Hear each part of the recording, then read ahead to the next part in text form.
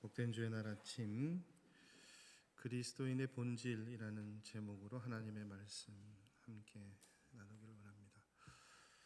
한 주간 제가 교회를 좀 떠나 있었습니다. 기도하고 준비하는 시간들 가졌는데 한 3일 동안 한 곳에 제가 머물면서 이렇게 기도하고 여러 가지 준비를 하는데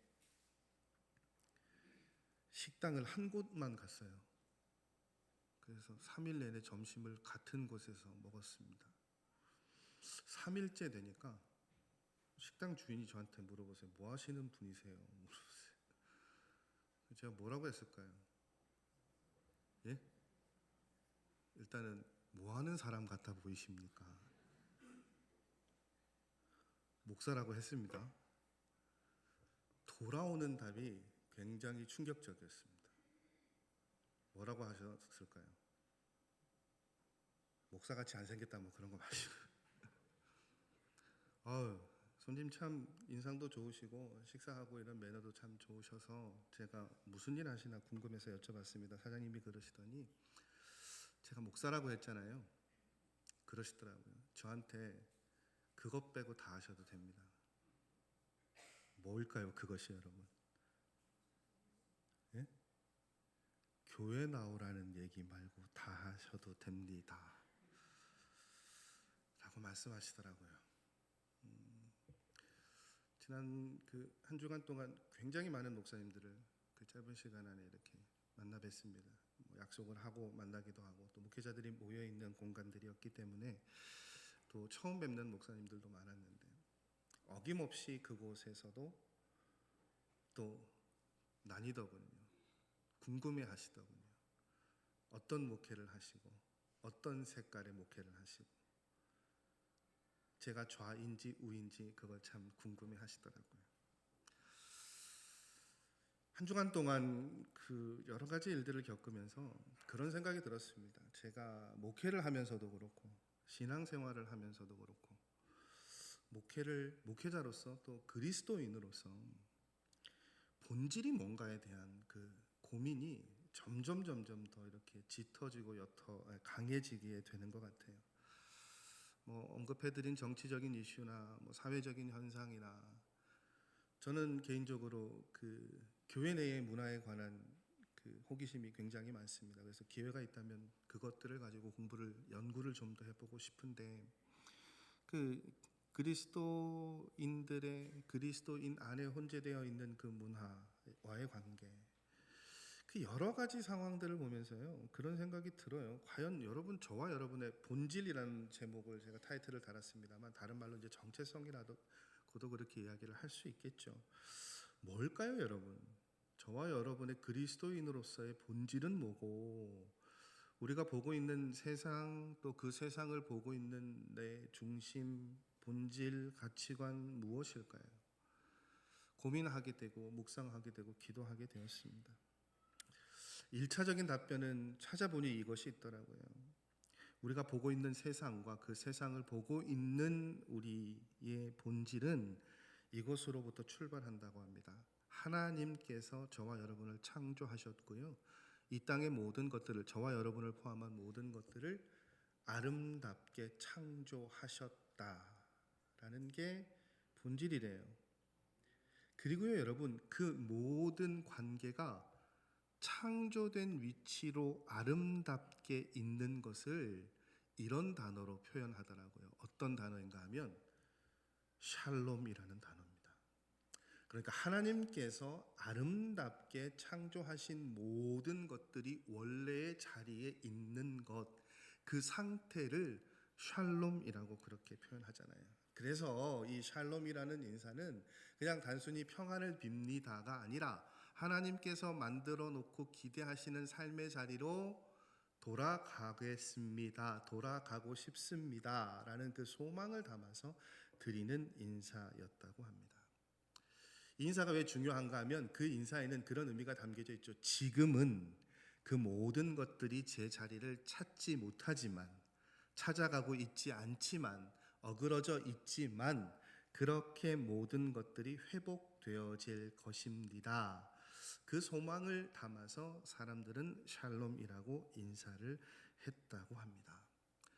여러분, 장로님 기도해 주셨던 것처럼 예수님께서 이 땅에 오신 이유가 거기에 있잖아요. 죄로부터 우리를 구원하시기 위해서, 죄의 문제를 해결하시기 위해서 오셨는데요. 그게 결국 뭡니까? 저와 여러분이 원래 창조의 목적대로 그리스도인의 그 본질의 자리를 찾아가는 일들을 위해서 예수님 우리 가운데 오셨다는 거예요.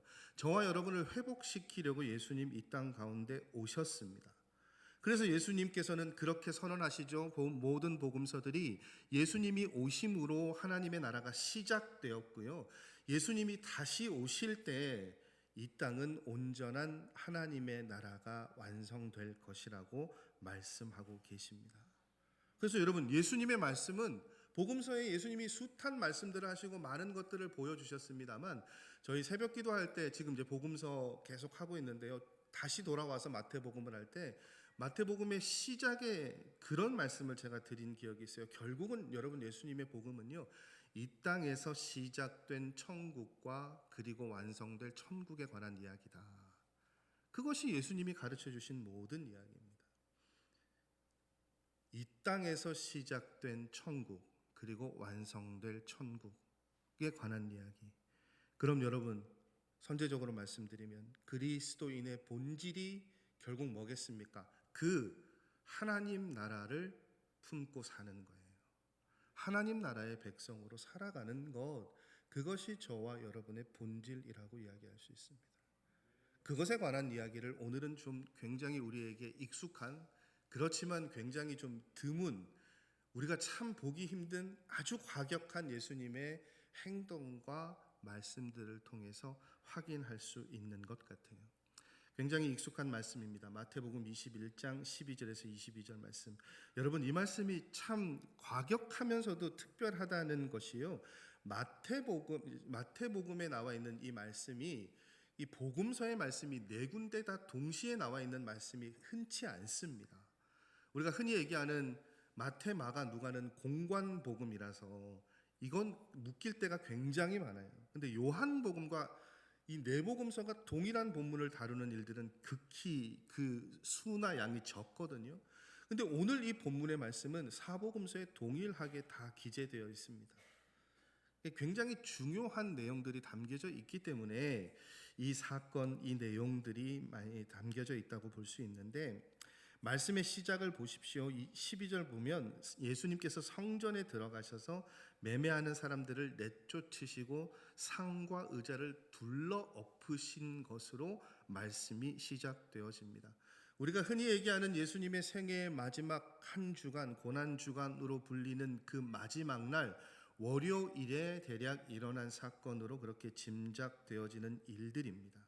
그런데 예수님이 이 첫째 날 무슨 일을 하셨습니까? 성전 안에서 매매하는 모든 사람들을 내쫓으셨어요. 돈 바꾸는 사람들, 비둘기 파는 사람들, 그들의 상과 의자를 둘러 엎으셨단 말이죠. 굉장히 여러 차례 말씀드립니다만 이건 드문 일이에요. 여러분, 예수님이 이렇게까지 감정을 드러내시고 격하게 행동하시고 말씀하신 사례가 거의 없습니다. 근데 예수님께서 이런 일들을 하셨어요. 굉장히 놀라운 일들을 하셨어요. 왜 이렇게까지, 성전에서 왜 이렇게까지 여러분 예수님께서 행동하셨을까요? 어떤 일을 가지고 예수님이 아주 강하게 행동하셨습니까? 성전에서 물건을 사고 파는 일들이요. 근데 여러분, 이 일이요, 예수님 당시에 그게 오랜 전통은 아니었다고 합니다. 역사학자들의 표현에 의하면 사실은 성전 밖에 기드론 계곡이라는 곳에서요, 거기서 비둘기를 팔고 거기서 돈을 바꾸고 매매하는 일들이 일어났어요. 원래는 그곳에서 하다가 그게 어떻게 됐습니까? 어느 순간에 성전 안에서 이루어지기 시작한 것으로 그렇게 추정합니다. 왜 이게 중요하고 왜 이게 예수님이 어떻게 보면 뇌관을 건드렸는가 하면, 이때 당시에 성전이 지니고 있는 의미가 뭡니까? 오늘 말씀의 가장 핵심인 천국, 하나님 나라를 재현하는 또 가장 핵심적인 공간이 무엇입니까? 성전이었단 말이죠. 근데 그 성전에서 하나님 나라의 일이 아니라요, 하나님의 말씀에 따라 하는 일이 아니라, 하나님의 뜻이 아니라 세상적인 일들이 어떻게 해요? 역전하기 시작했습니다. 그걸 보시고 예수님께서 어떻게 해요? 확실하고 분명한 경고를 하신 것이죠. 경고의 말씀은, 메시지는 이렇습니다. 13절 말씀 보십시오. 그들에게 이르시되 기록된 바 내 집은 기도하는 집이라 일컬음을 받으리라 하였거늘 너희는 강도의 소굴을 만드는도다 하시니라. 내 집은 기도하는 집이다. 이 기도를 더 확장시켜 보면 예배라는 단어로 확장되어집니다. 예수님 뭐라고 말씀하십니까? 성전은 예배를 위해 존재하는 곳, 성전은 성전에 임재하시는 하나님이 중심이 되는 곳, 하나님을 예배하는 것이 중심이 되어야 한다는 것이죠. 그 일에 모든 관심이 집중되어야 한다고 말씀드렸습니다. 이걸 확장시키면 저와 여러분의 삶이 무엇이 중심이 되어야 된다고요? 하나님의 말씀, 하나님을 예배하는 삶, 말씀대로 살아가는 삶의 걸음, 그것이 중심이 되는 삶이 되어야 한다는 거예요. 근데 성전에서부터, 눈에 보이는 성전에서부터 그것이 뒤틀리기 시작하니까 예수님 그런 삶을 어떻게 표현하셨습니까? 그런 모습을요, 너희는 강도의 소굴을 만들었다라고 말씀하고 계시죠. 여러분, 얼마나 서글픈 이야기입니까? 성전이잖아요. 예수님 말씀대로 하나님을 예배하는 일이 가장 중심이 되어야 하는 곳인데 그곳이 무엇으로 가득 찼다고요? 지금 예배하는 일은 뒷전에 있고요, 물건을 통용하고 돈을 바꾸고 재물을 사고 파는 일에 모든 사람들이 열중하고 있다는 거예요. 그걸 예수님 어떻게 표현하십니까? 강도의 소굴이라고 표현하고 있죠. 여러분, 강도의 소굴이라는 걸 그렇게 표현했더라고요. 강도들이요, 물건을 뺏었어요. 여기저기서 탈취를 했어요. 그럼 소굴에 와서 무슨 일을 할까요? 빼앗은 걸 모아두고 기뻐한단 말이에요. 하나님께 예배해야 될, 하나님이 중심이 되어야 될 예배의 장소에서 지금 사람들이 무엇을 가지고요? 세상의 것들, 하나님이 기뻐하시지 않는 것들, 하나님의 기쁨을 위해 창조된 존재들이 하나님이 전혀 기뻐하시지 않는 것들을 가지고 어떻게 해요? 쌓아놓고 기뻐하는 곳으로 만들었다. 예수님 지금 그렇게 말씀하시는 거거든요. 하나님이 중심에 계시지 않고 자신들의 이익이나 자신들의 욕심이 중심이 되는 삶. 그래서 성전이 뭐가 되었다고요? 강도의 소굴, 시장이 되었다고 말씀하고 계십니다. 하나님 나라가 중심이 되어져야 하는 성전인데 그것이 가장 중요하게 고백되어지는 것이 예배의 자리인데 지금 여기는요, 성전인데 세상의 것으로 가득 차 있다라고 말씀하고 계시죠. 여러분, 이 말씀이 오늘을 살아가는 저와 여러분에게도 똑같이 울려지는 말씀이지 않습니까? 예배로부터 시작해서 우리의 모든 삶의 중심에 무엇이 있어야 된다고요, 여러분? 하나님의 뜻, 하나님 나라, 하나님의 말씀이요. 모든 예배자는 예배자에 집중해야 되죠. 오늘 제가 이 설교하려고 그랬나 봐요. 다른 주와는 다르게 예배 시작부터 마이크가 계속 막 애를 먹입니다. 지금은 괜찮아요. 전사님 안 일어나셔도 돼요. 그러니까 제 신경이 어떻게 됩니까? 이게 집중이 안 돼요. 저도 모르게 막 인상도 쓰여지게 되고 그렇게 된단 말이죠. 우리 찬양대가 찬양을 잘 하시죠. 근데 여러분이 찬양하시는 그 찬양이 음정이, 소리가 어떻게 들리느냐에 하나님을 예배하는 것보다 더 신경을 쓰시게 되면 어떻게 됩니까? 예배보다 여러분이 무언가, 죄송합니다, 삑사리를 내셨을 때 앞에 계시는 청중들의 시선이 더 눈에 간단 말이에요. 밑에 혹시 밥솥 돌아가고 있습니까? 그렇잖아요. 저게 언제 울릴까? 거기에 집중하면 여기에 집중할 수 없게 된단 말이죠. 지나친 비약일 수도 있겠습니다만 그것이 뭡니까? 성전을 시장으로 만드는 사람의 모습과 같은 거예요, 여러분. 여러분 찬양할 때 틀리는 것보다 안 틀리고 하는 것 좋죠. 근데 그것에 집중하느라 하나님께 집중하지 못하면요, 확장시켜서 저와 여러분의 삶이 하나님께서 바라고 원하시는 삶의 모습이 분명히 있단 말이에요. 하나님 나라의 백성으로 이미 시작된 그 하나님 나라의 그 본질을 추구하면서 살아가야 되는데 자꾸 뭐가 눈에 들어옵니까? 다른 것들이 눈에 들어오고요, 다른 것들로 본질을 흐리려고 할 때가 있단 말이죠. 여러분, 제가 부교육자 때 참 부끄럽고 안타까운 고백인데 뭔가 하면요, 한 몇 년, 5년째 제가 사역하고 있는데 당회를요 점심시간에 하셨어요. 정기당회도 아니고 이제 좀 특별한 당회를. 그러면 당회가 시작되는데 일들이 결론이 나지 않잖아요. 오후 예배가 시작했는데 담임 목사님하고 장로님들이 안 내려가세요. 그 저야 뭐 힘없는 부목사니까. 근데 저는 행정목사, 저만 당에 들어갔거든요. 그러니까 저는 그럼 2시가 되면 내려갑니다. 그럼 이제 목사님, 장로님들이 예배 시작하고 앞에 이제 부목사님들 설교하시는데 15분, 20분 막 그렇게 내려오세요. 분명히 중요한 일이었습니다. 그리고 오늘 안에 결정을 해야 될 시급을, 촌각을 다투는 일이었어요. 근데 그래도 그 젊은 부목사의 생각에 아닌 것 같더라고요. 정말 조심스럽게 잘릴 각오를 하고 목사님께 말씀드렸습니다.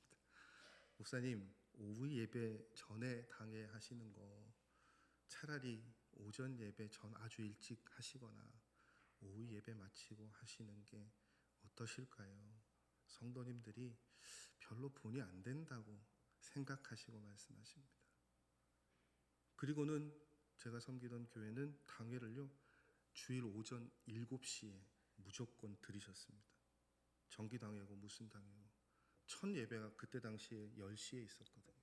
그러니까 아무리 늦어져도 어떻게 됩니까? 예배에 지장을 받지 않죠. 여러분, 예수님이 지금 뭘 말씀하고 계십니까? 왜 이런 일들을 하셨습니까?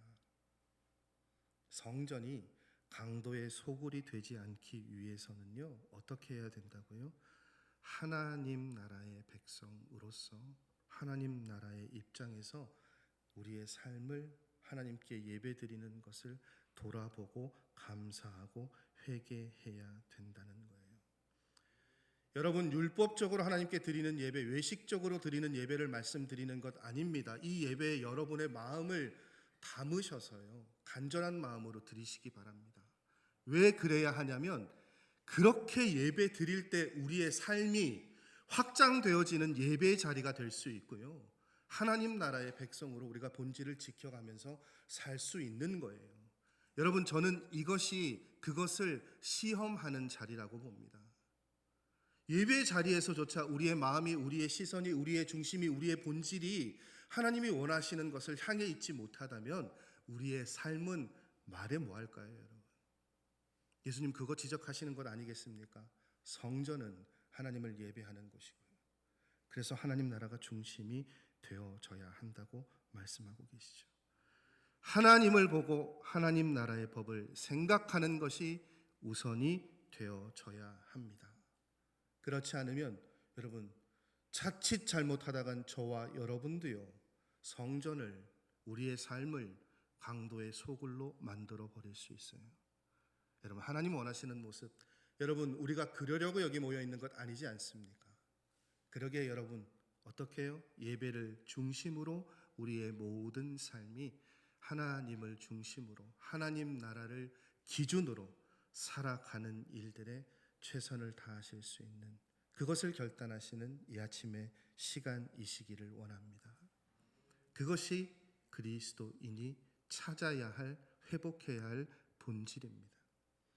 더 나아가서 예수님 뭐라고 말씀하십니까? 그 본질을 찾아서 그냥 찾는 것이 아니라요 뚜렷한 결과물을 낼 정도로 최선을 다하는 삶을 살아야 한다고 말씀하시는 것으로 말씀이 이어지는 것을 봅니다.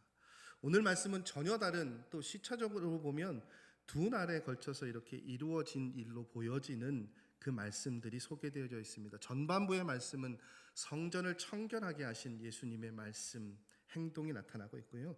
후반부 19절 이후의 말씀은 우리가 잘 알고 있는 일명 열매 없는 무화과에 관한 이야기로 알려진 말씀이 이어지고 있습니다. 예루살렘에 들어가실 때 이게 좀 시간적인 것들이, 날짜적인 것들이 여러 가지 의견들이 좀 분분하기는 한데요. 일단은 보시면 아침에 이제 예루살렘으로 들어가실 때 길가에서 예수님이 무화과 나무를 보셨어요.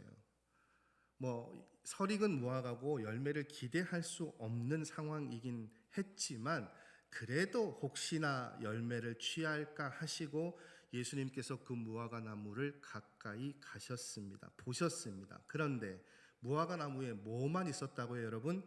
잎사귀만 많았다고요. 근데 뭐는 없었습니까, 여러분? 열매는 있었죠. 여러분, 이게 어떤 착시를 줍니까? 잎사귀가 많으면 멀리에서 보면 기대하게 되죠. 와, 저기에 뭔가가 있겠구나. 잎사귀가 많으니까요. 근데 정작 필요한 건 뭡니까, 여러분? 열매죠. 가까이 가서 보니까 열매가, 이 나무가 없었던 거예요.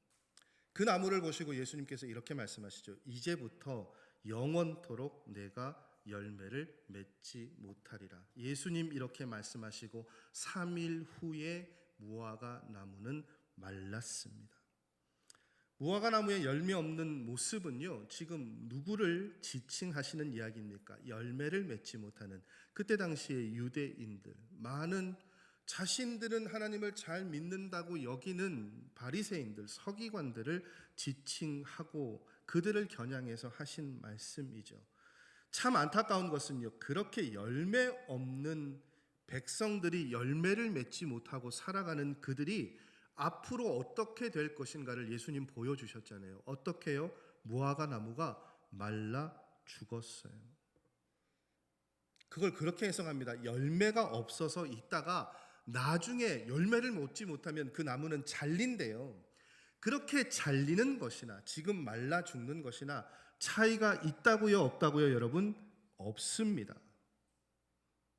그런데 중요한 것은요, 왜 그러면 이 무화과 나무가 말랐을까요? 무엇 때문에 말랐을까요? 예수님은 그 이유를 뭐라고 말씀하십니까? 다른 이유가 없습니다. 이 무화과 나무가 뭐가 없어서요, 여러분? 열매가 없어서요. 여러분, 무화과 나무도 그렇고요, 저와 여러분에게도 마찬가지입니다. 그걸 지금 예수님 말씀하고 계시잖아요. 여러분, 하나님의 말씀대로 이 땅을 살아가면서도 하나님 나라를 우선으로, 중심으로, 기준으로 하나님 나라를 바라보고 하나님 나라를 살아가는 것, 그게요, 그냥 매일매일 내가 살아간다가 아니라 예수님 지금 뭘 말씀하고 계시는 거예요? 그렇게 살아가면서 어떻게 해요? 열심을 다해 그 하나님 나라를 이루고 살아가야 한다고요. 어떻게 해요? 열매 맺을 정도로 열심히요. 중요한 것은 그게 목사님 하다 보면 열매가 맺겠죠가 아니라요, 여러분이 하시는, 하나님께 드리는 예배가, 하나님께 드리는 헌신이 하나님 나라의 백성으로 살아가는 삶의 모습이 어떻게 해요? 열매 맺을 정도로 전심으로 최선을 다해 살아가야 한다고 예수님 지금 말씀하고 계시는 거예요. 여러분, 열매 맺지 못하는 무화과 나무가 사라지는 것, 그래서 열매 맺는 것이 결국 예수님 뭐라고 말씀하시는 거예요? 이게 선택의 일이라고요? 선택의 영역이라고요? 아니요, 필수라고요. 저와 여러분이 그리스도인이니까 그리스도인의 본질은 뭡니까? 이 땅을 살면서 하나님을 중심으로, 하나님의 뜻을 중심으로 하나님 나라의 백성의 삶을 살아가는 것이 본질이고요, 그것을 통해 어떻게 해요? 열매를 맺는 삶을 살아가야 한다는 거예요. 여러분, 성숙한 그리스도인요? 아니요. 모든 그리스도인은요, 하나님 나라에 하나님께서 원하시는, 우리가 흔히 얘기하잖아요, 천국 열매를 맺는 삶을 살아가야 합니다. 그럼 그렇게 말씀하시겠죠. 목사님, 그거 하나님 나라에 있는 거 보이지 않는데 지금 이 땅에서 대충 살면 어떻습니까? 여러분, 이 땅에서 여러분이 사시는 것을 통해서 그 열매가 어디에 맺힌다고요? 하나님 나라예요. 여러분이 지금 오늘 하나님 나라의 백성으로 하나님의 뜻을 가지고 살아가야 하나님 나라의 열매를 맺는, 하나님 나라의 백성의 이름을 가질 수 있다고 예수님 말씀하고 계십니다. 여러분, 천국 열매는요, 모든 그리스도인들이 맺어야 하는 본질적인 삶의 모습이에요. 그러면 여러분, 그리스도인이 맺어야 할 천국 열매라는 게 결국 뭐겠습니까? 오늘 말씀에서도 마태복음에서도 끊임없이 대조하는 것이 있습니다. 뭡니까? 세상 나라와 하나님 나라입니다. 여러분, 완전히 이원화해서요, 적대적으로 세상 나라를 외면하고 내팽개치라는 것이 아니라요, 세상을 살아가지만 그 가운데 우리의 삶의 모든 것의 기준과 중심이 무엇이라고요? 하나님 나라의 백성으로 살아가는 것이요. 이 땅 가운데 여러분, 우리가 하나님 나라의 백성으로 살아가면, 천국인으로 살아가면 그 열매는 하나님 나라에 맺게 되어진다고 말씀하고 계십니다. 그 열매 어떻게 하면 맺을 수 있을까요? 하나님께 순종할 때요. 그럼 하나님께 순종하는 것이 무엇입니까? 하나님의 말씀이 이끄는 대로, 지시하는 대로 따라가는 삶의 걸음이겠죠. 쉬운 길일까요? 여러분, 늘 드리는 말씀입니다만 결탄코 쉬운 길은 아닙니다. 여러분, 오늘 우리 오프라인 이제 제자 훈련 첫 과를 시작하는데 첫 과의 제목이 그거예요. 신앙인의 길, 신앙인이란 어떤 삶의 걸음일까요? 던지는 질문이, 시작하는 질문이 그거더라고요. 내가 너무너무 신앙생활을 열심히 잘 하는데 세상 속의 사람들 사이에 나의 평판은 전혀 그리스도인으로 그렇게 인정받지 못한대요. 그러면서 질문을 던지더라고요. 그리스도인으로 산다는 게 뭘까? 신앙인으로 산다는 게 뭘까? 더군다나 거기는 그 과정을 다루는 핵심 주제는 로마서 12장의 말씀이거든요. 우리의 모든 삶 하나님께 드릴 영적 예배라고요. 쉬운 일이 아니죠, 여러분. 쉬운 일이 아니에요. 하나님의 뜻대로 산다는 것, 결단코 쉬운 일은 아닙니다. 근데 여러분, 중요한 일이고 하나님 기대하시는 일이죠. 그래서 예수님 말씀하시잖아요. 오늘 이 꾸짖음과 이 무시무시한 한 나무를 죽여가시면서 예수님 하시는 말씀의 가장 핵심은 무엇입니까? 본질의 길을 가라는 거예요. 여러분, 예배 드리는 이 시간 다른 것들이 여러분의 생각을 엄습하지 않아야 된다고 예수님 말씀하고 계시죠. 세상 나라의 일이 아니라 하나님 나라의 일에 더 집중하는 삶을 살아가라고요. 이 땅의 삶을 살아가지만 하나님 나라의 그리스도인이라는 그 정체성을 가지고 우리가 살아가야 한다고요. 여러분, 그 길을 걸어가는데 그냥요, 대충요, 아니요, 열심히 걸어서요, 열매 맺는 삶을 살아야 한다고 말씀하고 계십니다. 여러분, 이 땅 가운데 그리스도인으로 살아간다는 것, 하늘을 향해 걸어간다는 것, 그 길 존귀한 길입니다. 영광스러운 길입니다. 그러나 또한 동시에 멀고도 험한 길이기도 합니다. 그러나 예수님 분명히 말씀하십니다. 하나님 나라가 우리가 바라보아야 할 우리의 미래이고 오늘을 살아가는 우리의 본질이라고 말씀하고 계십니다.